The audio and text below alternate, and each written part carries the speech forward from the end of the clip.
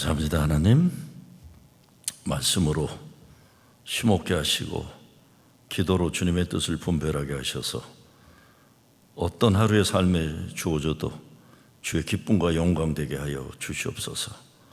예수 그리스도의 이름으로 기도드리옵나이다. 아멘.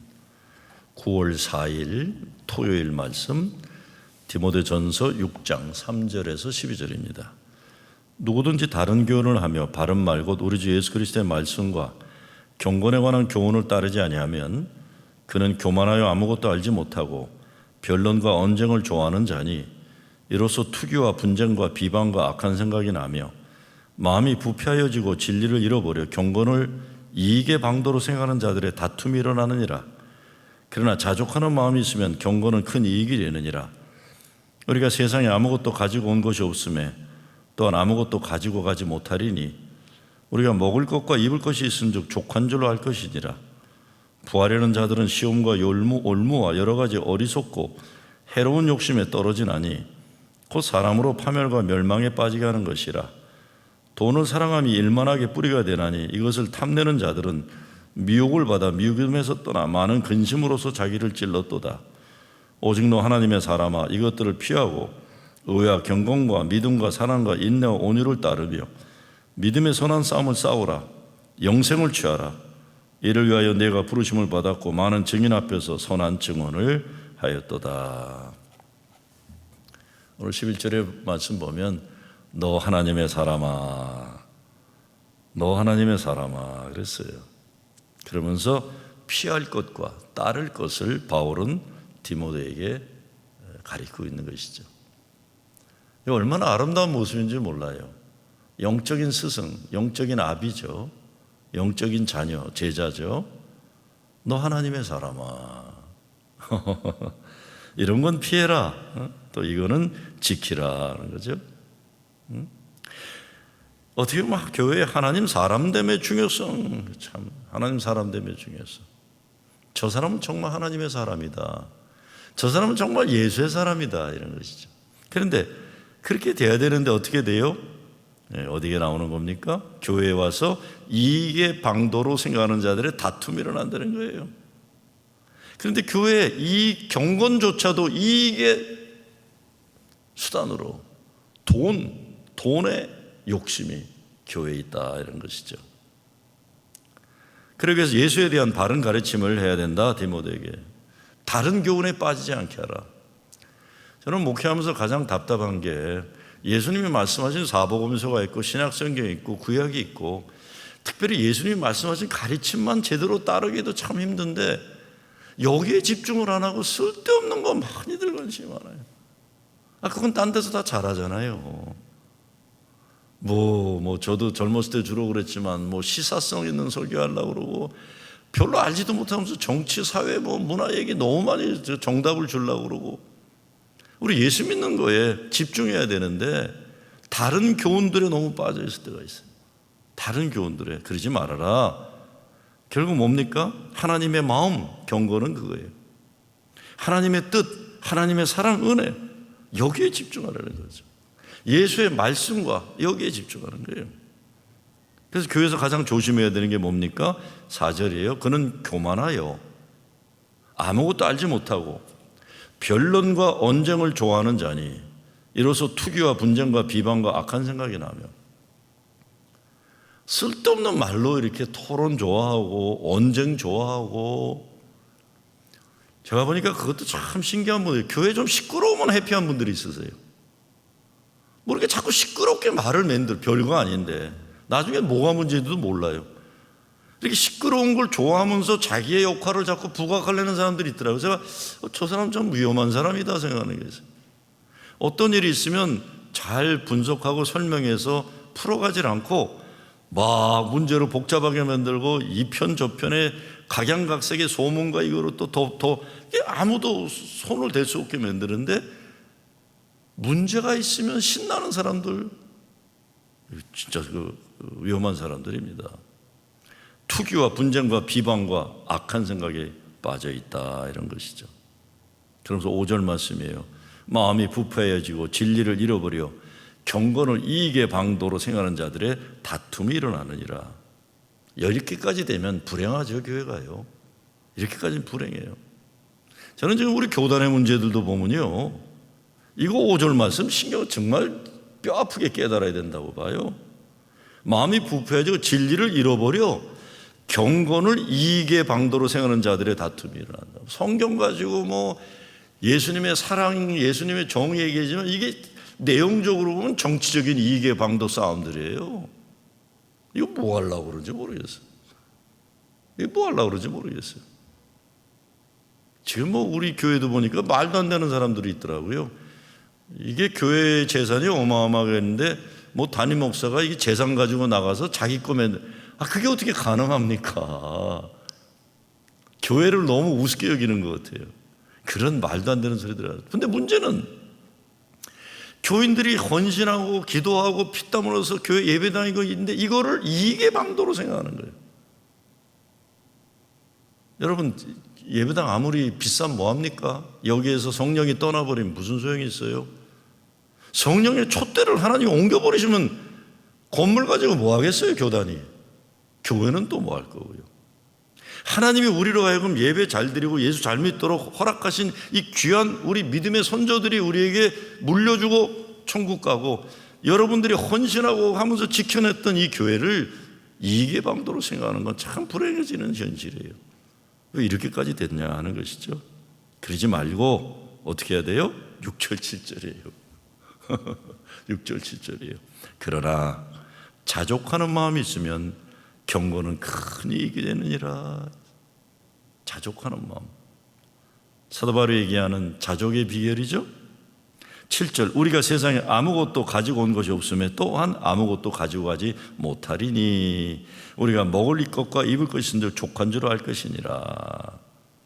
은혜의 넉넉함, 감사의 넉넉함이에요. 감사의 넉넉함. 이 비결을 배우는 거예요. 예수로 넉넉하는 거예요. 예수로 만족하는 겁니다. 아유, 저는 다른 거 필요 없습니다. 예수님이면 족합니다. 예수님 요한복음 4장에서도 말씀하시는 내 안에서는 생수의 샘물이라는 거예요. 이것이 넘쳐 흘러서 7장 생수의 강이 흘러 세상을 바꾸는 건데 내 안에 있는 예수 생명의 샘물, 남들을 못 보지만 하루에 조금씩 나이가 목을 축일 수 있는 생명수가 나오고 있는 거예요. 6절 7절이 이것이 우리가 교회에서 가져야 할 믿음의 덕목입니다. 감사와 은혜의 넉넉함. 근데 넘어가면서 10절에 어떻게 됩니까? 참 비극이에요. 돈을 사랑하니. 또 9절에 부하려는 자들은 시험과 올무와 여러 가지 어리석고 해로운 욕심에 떨어지나니 곧 사람으로 파멸과 멸망에 빠지게 한다. 돈을 사랑함이 일망하게 뿌리는 거예요. 그래서 자기 눈을 찌르는 거예요.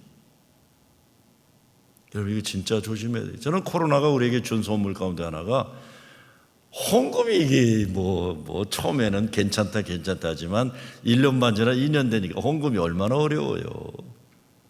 근데 어려워지니까 얼마나 간절합니까 우리가. 교만했어요. 그동안 너무 고마운 줄 몰랐어요. 부족하니까. 고은신이 얘기하는 것처럼 내려갈 때 보았네, 올라갈 때 보지 못한 그 꽃. 저는 뭐 이제 이번 주부터 오후 예배가 다 오픈된다 그러지만 그냥 코로나 때문에 한 명만 더 위층에 더 앉아 있어도 와, 오늘을 천하를 다 얻은 듯 넉넉하고, 뭐 워낙 사람이 모일 수 없는 때가 되니까 한 사람만 봐도 헌금도요. 솔직한 말씀드리면 코로나 이전엔 그냥 바구니가 항상 넘쳤잖아요, 오후에. 근데 지금은 하나가 들어와도 감사해요. 왜? 그게 뭐 돈으로 계산하는 게 아니라 이 어려운 때 하나님이 살려주셔서 이 어려운 때에 어렵게 헌금하는 성도들의 마음이 얼마나 고귀한 겁니까? 이게 달라요. 근데 돈을 사랑함이, 교회도 90년대 이후부터 교만했어요. 교회 막 부흥하고 헌금 많이 들어온다, 예배당 막 건축하고 그래도 차고 넘쳤잖아요. 이제는 어려운 거예요. 우리가 반성하고 돌아볼 때에 도대체 하나님께서 우리에게 원하시는 것을 저는 코로나로 인해서 다시 회복시켜 주신다 이렇게 생각합니다. 그런데 그래서 어떻게 됩니까? 11절 12절이에요. 이렇게 살아야 되는 거죠. 오직 너 하나님의 사람아? 이런 돈을 사랑하고 이익을 취하는 걸 피하고 의와 경건과 믿음과 사랑과 인내와 온유를 따르며 믿음의 선한 싸움을 싸우라. 영생을 취하라. 이를 위하여 내가 부르심을 받았고 많은 증인 앞에서 선한 증언을 하였도다. 아멘. 이것이 우리가 감당해야 할 교회의 사명이고 부름받은 소명의 책임이죠. 정리해 보면요, 오늘날 교회 문제, 인생 문제 다 여기에 있다고 봅니다. 오늘 교단의 문제도, 우리 교회 문제도, 우리 개개인의 삶의 가정의 문제 다 여기에 있어요. 마음의 자족에 예수로 자족하는 거예요. 하나님이 허락하신 것에 감사하는 거예요. 이것이 없을 때 헛되고 악한 생각하는 거죠. 돈 사랑하고 권력을 사랑하고 자족함, 예수로 자족함. 내가 부할 때나 비날 때나 어디서도 자족하는 법을 배웠다고 바울이 얘기하는 거예요. 돈 따라가지 말고 없다고 기죽을 거 없고 하나님께서 공급해 주시고 하나님께서 살려주시고 자족이에요. 자족. 감사함으로. 자족이 있는 시작은, 자족이 없는 시작은 에덴 동산에 시작하잖아요. 자꾸 불평하고 하지 말라는 거 하게 되는 게 선악과 따먹고. 자족이 없는 생활은 가인과 아벨에서 동생을 죽이는 거예요. 질투해서. 자족이 없는 생활은 바벨탑 쌓는 거예요. 자족이 없으니까 아간의 죄로 민족이 패하게 만드는 거예요. 자족이 없으니까 초대교회에서도 아나니아 삽비라가 11조 거짓말했다가 부부가 급사하는 거예요. 자족이 없는. 왜 거짓말해요? 없으면 없는 대로, 있으면 있는 대로. 11조 왜 거짓말합니까? 있는 대로, 없으면 없는 대로 내는 건데요. 답이 어디 있어요? 오직 너 하나님의 사람아. 오직 너 하나님의 사람아. 의와 경건과 믿음과 사랑과 인내와 온유를 따르라. 믿음의 선한 싸움을 싸우라. 영생을 취하라. 오늘 11절 12절 말씀 이거 붙잡고 경건 생활조차도 이익의 방도로 생각해서 다툼이 있는 초대교회 문제, 오늘의 문제들. 이제는 이런 허망한 경건의 예수님 말씀 가지고 교회들마다 이익의 도구로 삼으려는 거 그만하고, 교단도 무엇이 더 이익되느냐 빠지다가 망하고 마는 겁니다. 정치화되는 거예요, 교회가. 오직 주님이 기뻐하시는 너 하나님의 사람아. 그래서 우리 교회를 보면서 참 저긴 하나님이 계신 교회다. 저긴 예수의 사람들이 모여있다. 그러죠. 저 사람들을 보면 의가 있고 경건이 있고 믿음이 있고 사랑이 있고 인내가 있고 온유가 있고 선한 싸움을 싸우는 사람들이구나. 이 믿음의 선한 싸움으로 교회를 강건하게 세우고 성도를 온전케 하는 일에 우리가 잘 쓰임받기를 주의 이름으로 축원합니다. 감사합니다. 하나님, 헛되고 부질없는 것들 교회에서 물리치게 하시고 하나님이 기뻐하시는 것들로 채우게 하여 주시옵소서. 거짓된 가르침, 신앙생활을 이익의 도구로 하는 사이비 장사꾼들의 생각들, 주님이 기뻐하시는 문화들 다 물리치고 사탄과 악한 영들을 몰아내고 주의 기쁨과 영광으로 가득 찬 교회 다시 회복하게 하여 주시옵소서.